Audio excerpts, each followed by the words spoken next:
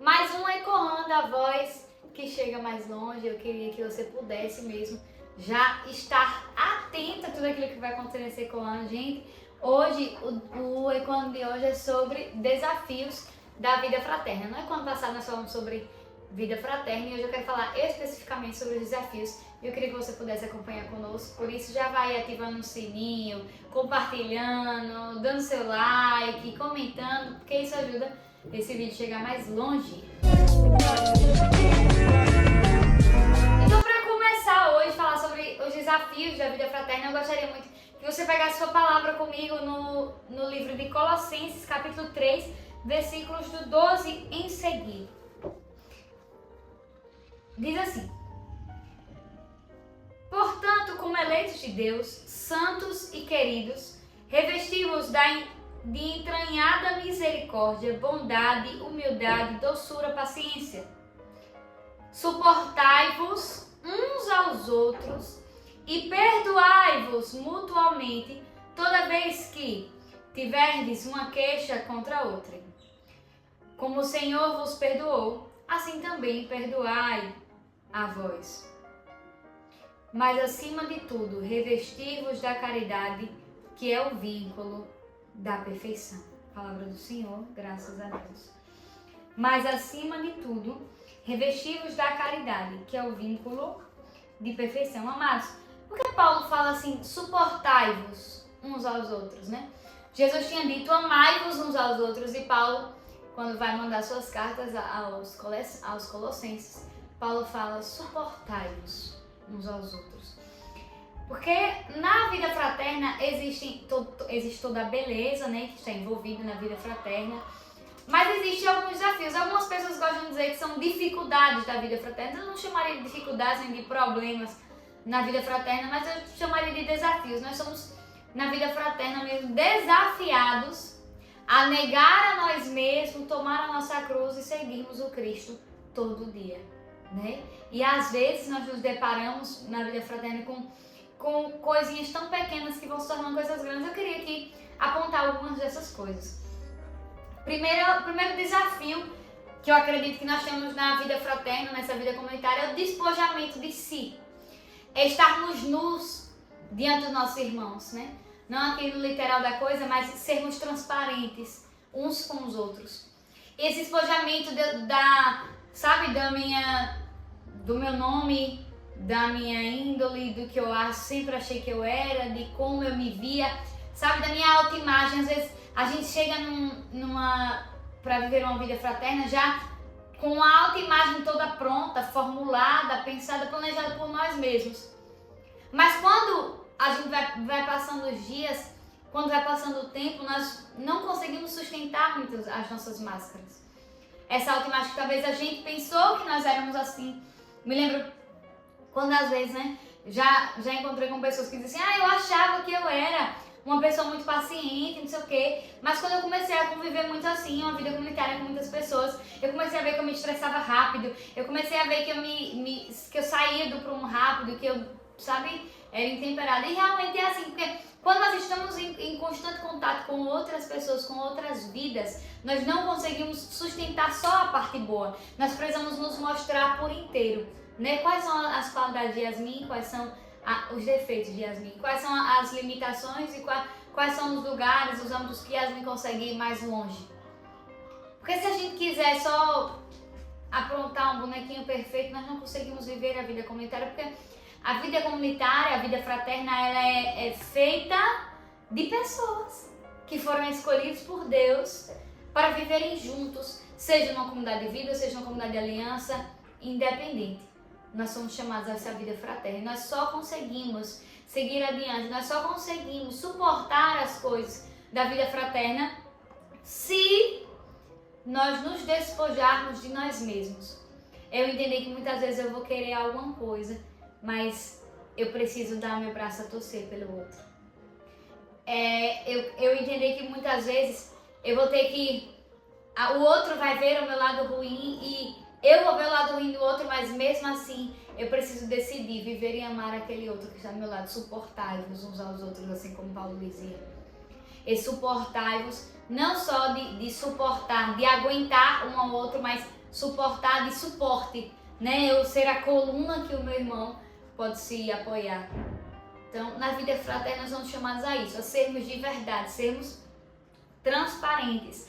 Aquele que quer se esconder numa vida comunitária, ele não consegue viver bem essa realidade. Ele não consegue viver bem a vida fraterna, porque nós somos tentados a isso, né? A não nos mostrar, a não confiar nos outros. Nós somos tentados a isso, mas a vida fraterna nos desafia em um mundo que todo mundo quer se esconder, quer viver de máscaras, quer fazer o seu próprio ser, como eu sou, como eu não sou.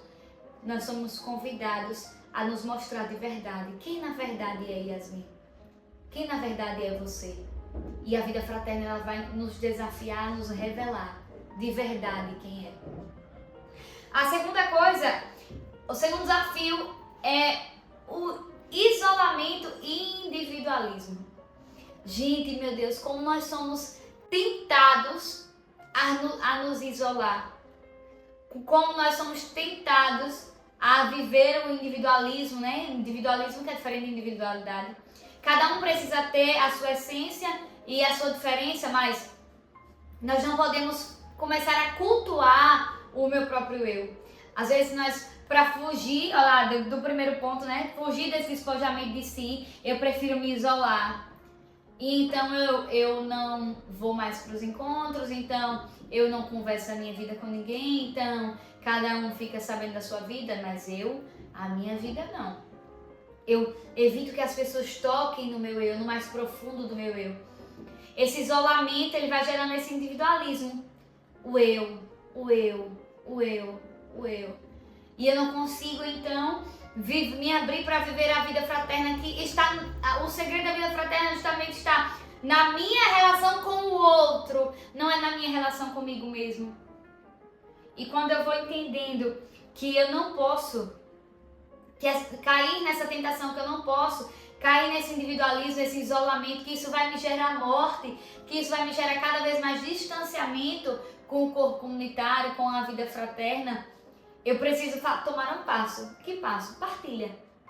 Eu preciso começar a me unir aos meus irmãos e voltar a partilhar. Amados, a vida fraterna nos enche de desafios que nos levam à santidade.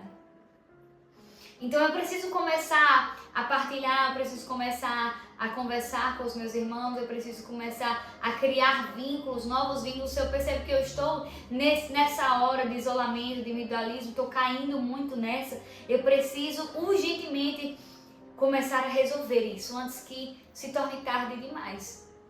Porque uma pessoa que se isola, ela não consegue viver a vida fraterna. Uma pessoa que quer resolver os seus problemas sozinho, uma pessoa que quer resolver a sua vida sozinha, que quer resolver as suas questões sozinhas, ela não consegue viver uma vida fraterna. Só consegue viver uma vida fraterna quem planta a partilha, quem planta a humildade, ali pedir ajuda, estar perto, dar e receber. Agora, se você quer viver sozinho, você não vai se sustentar na vida fraterna. Se você quer viver seu individualismo, se as suas coisas são suas, né? Isso acontece muito assim com as coisas materiais também. Eu tenho um perfume, né? No caso da comunidade de vida, muitas vezes. Não, mas meu perfume eu escondo. Por quê? Porque ele é do meu individual. E eu isolo o meu perfume e vou entrando nesse individualismo. Ninguém pode tocar no meu perfume. Aí ninguém pode tocar no meu perfume hoje, amanhã ninguém pode tocar na minha Bíblia, depois ninguém pode tocar no meu eu, ninguém pode tocar numa opinião minha que eu tenho. Por quê? Porque eu fui alimentando esse isolamento, eu fui alimentando esse individualismo. E tudo que vai acontecendo parece que vai aumentando o tamanho do muro entre mim e o meu irmão. Não posso deixar que isso aconteça na vida fraterna. E é um grande desafio começar essa partilha de pessoal, partilha de caráter, partilha de espiritualidade, mas também partilha do material. Isso seja uma comunidade de vida ou de aliança, tanto faz. Nós precisamos partilhar. Quem foi chamado a viver uma vida fraterna foi chamado a partilhar. E o terceiro ponto é justamente esse, perseverar até chegar à maturidade. Por quê, Yasmin? Porque para perseverar até chegar à maturidade vai exigir de nós esse enfrentar o tempo. né? Num século onde as pessoas não querem mais esperar, num século onde nós não sabemos mais esperar, num século em que nós pesquisamos no Google, fazemos uma pesquisa rápida, em 2 milésimos de segundo, nós já temos milhares de respostas. Nós não queremos mais esperar, nós não queremos mais suportar uns aos outros. E é o que Paulo fala, suportai-vos uns aos outros. Então, eu acabo sendo uma pessoa que tem que me esquivar de tudo, né? Podem observar pessoas que não conseguem lidar com os seus conflitos ou com os conflitos dos outros, elas tendem a sair, a fugir do chamado, a sair da obra, sair do caminho, sair do sonho de Deus para elas muito fácil. E tem aquelas pessoas que começam a acumular dentro desse ponto de perseverar até a maturidade, perseverar evoluindo até chegar à maturidade. Amados, se eu ainda não consegui resolver isso, eu preciso ir lutando para resolver. Em 1 hora eu vou ganhar sabedoria para saber lidar com aquelas situações. Agora, se ao invés de eu ir trabalhando essas questões em mim, eu começo a só alimentar aquela dor, alimentar aquela raiva, alimentar aquela mágoa, alimentar aquela revolta dentro de mim, facilmente, eu posso até demorar algum tempo mais dentro da obra, mas 1 hora aquilo vai ficar insustentável. Agora, aquele que persevera, tentando se ajustar, aquele que persevera, tentando suportar e perdoar uns aos outros, aquele que passa o tempo, aquele que sabe se rasga, aquele que nega a si mesmo, ele vai suportando o tempo. E o Senhor vai mandar para ele, vai derramar sobre ele essa sabedoria, essa temperança que vai fazer ele permanecer firme em Deus. Então nós precisamos disso, nós precisamos nesse ponto entender que nós dependemos da oração, mas também nós dependemos da reconciliação. Aconteceu alguma coisa, eu rezo e me reconcilio, ou comigo mesmo, ou com o outro, ou com a instituição no geral. Mas eu preciso fazer esse caminho para vencer, para conseguir perseverar e até chegar nessa maturidade, até alcançar essa maturidade de ficar. Eu preciso rezar e me reconciliar. Rezar e me reconciliar. Rezar e me reconciliar. No 4º ponto que eu trouxe aqui para nós é não mecanizar o ordinário. Por quê? Yasmin, é um grande desafio na vida fraterna não mecanizar o ordinário. Porque nós temos uma facilidade tremenda de tornar o que é cotidiano, o que é ordinário, nenhuma coisa chata, nenhuma coisa pesada, nenhuma obrigação. E na vida fraterna isso corrói os membros, corrói os irmãos, corrói a comunidade que está vivendo ali junto. Nós precisamos de regra? Precisamos. Nós precisamos de horários? Precisamos. Nós precisamos ter um cronograma diário? Precisamos. Mas nós precisamos trazer para esse cronograma, para esse cotidiano, para esse ordinário, a leveza e a criatividade daquele que nos chamou. Amados, nós não fomos chamados para viver como robôs, para ser mecanizados, para sermos automatizados só. Não, nós somos chamados por Deus e o Senhor, Ele não quer tirar a identidade pessoal de cada um. E nessa identidade pessoal de cada um, nessa essência de cada um, o Senhor quer nos chamar a viver ali o cotidiano, mas de uma forma leve, de uma forma intensa, de uma forma livre. Nós não estamos vivendo uma vida fraterna, uma vida comunitária porque nós somos presos, mas justamente porque o Senhor nos chamou para uma liberdade, que essa liberdade implica em nós viver uma vida feliz ao lado dos meus irmãos. Então eu preciso tornar o meu ambiente de trabalho um ambiente leve, um ambiente livre. Eu preciso tratar o meu irmão de forma leve, de forma livre, porque ali no meio do cotidiano, do dia a dia, de forma criativa, às vezes vai sair as melhores partilhas, vão sair as melhores experiências, vão sair as melhores resoluções, vão sair as melhores risadas, vão sair talvez os melhores choros, porque nós temos liberdade de chorar com o nosso irmão. Mas por quê? Porque eu fui criativo, porque eu enfrentei com muita garra, eu enfrentei essa minha tentação que eu tenho de mecanizar o ordinário. Nós não podemos mecanizar a vida fraterna. Eu não posso tratar o meu irmão como um robô. Eu não posso tratar o meu dia como algo totalmente programado, não. Está ali programado, mas eu preciso dançar no meio do meu dia. Eu preciso trazer leveza para o meio do meu dia, né? Faça tudo com amor. Porque aqui no final da palavra, né, no versículo 14, diz assim: mas acima de tudo, revesti-vos da caridade, que é o vínculo da perfeição. Se você não se reveste dessa caridade, desse amor, que é o vínculo da perfeição, nós não conseguiremos chegar a essa perfeição. E nós fomos chamados, nós estamos aqui, se você está me assistindo, é porque assim como eu, você foi chamado à santidade, você foi chamado a ser perfeito, como Cristo é perfeito. Quinto ponto que eu trouxe para nós hoje é reconhecer a dignidade do outro. Papa Francisco, né, na Fratelli Tudo, ele falou sobre isso, né? Eu preciso reconhecer a dignidade do outro e tratá-lo ele dessa forma, conforme ele é. Amá-lo dessa forma, suportá-lo dessa forma. Amados, eu preciso entender que o outro ele não vai ser do jeito que eu projeto. Que o meu irmão, que o meu colega de trabalho, essa vida fraterna, né, ela existe em tantos âmbitos e é aplicada em tudo, né?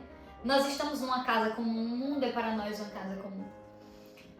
Então, é preciso a gente ter essa noção de que o outro ele não é a minha projeção, o outro é ele, indivíduo. Ele é um filho de Deus, autêntico filho de Deus. Ele não é, sabe, algo que eu desenhei.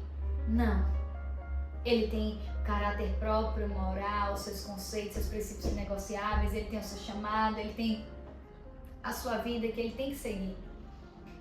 E às vezes a gente se quebra muito na vida fraterna, assim, um grande desafio é eu não tratar o outro conforme as dificuldades dele. Eu não preciso tratar o outro conforme os defeitos.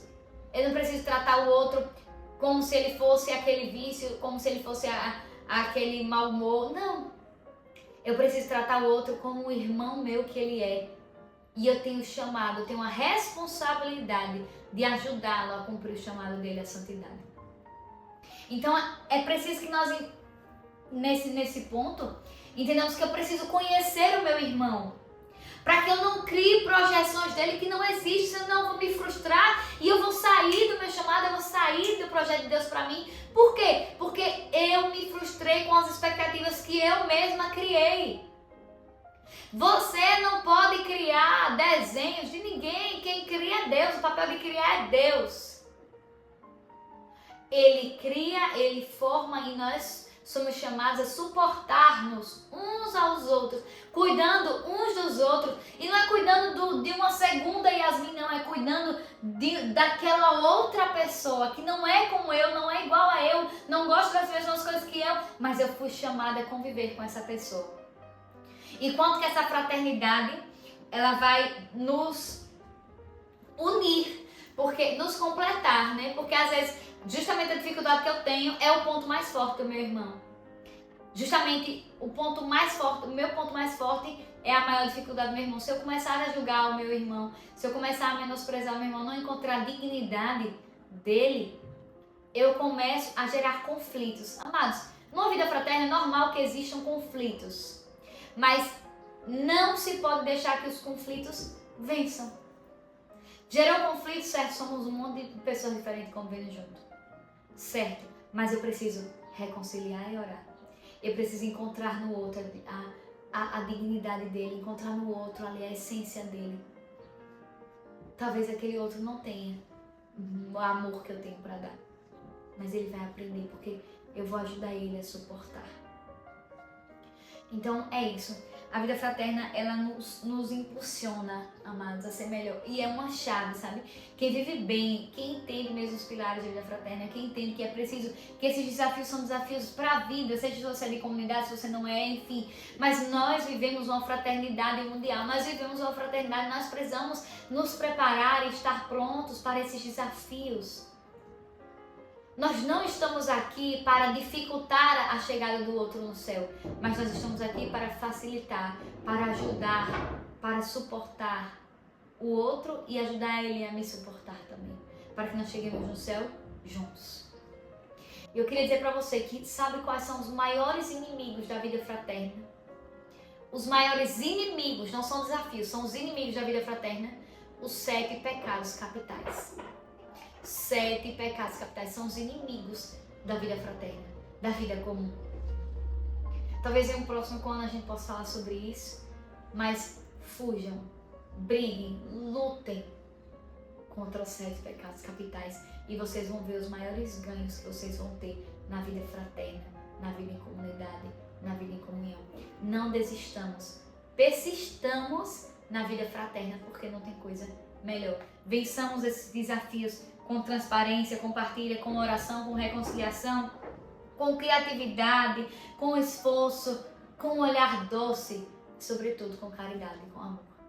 Que Deus abençoe você e eu peço a Deus que hoje Ele mesmo possa te dar, que o Espírito Santo derrame sobre você uma unção mesmo de fortaleza, de temperança, para que você possa melhor viver o seu chamado e você possa suportar uns aos outros, que você possa mesmo aguentar firme, se melhorar e com a graça de Deus conseguir chegar ao céu cumprindo com o chamado que Deus lhe prometeu. Que Deus abençoe cada um de vocês que estão aqui nos escutando, que você seja cheio desse Espírito Santo, que você viva bem essa vida fraterna e depois nos conte seu testemunho. Finalizamos o ano de hoje em nome do Pai, do Filho e do Espírito Santo. Amém.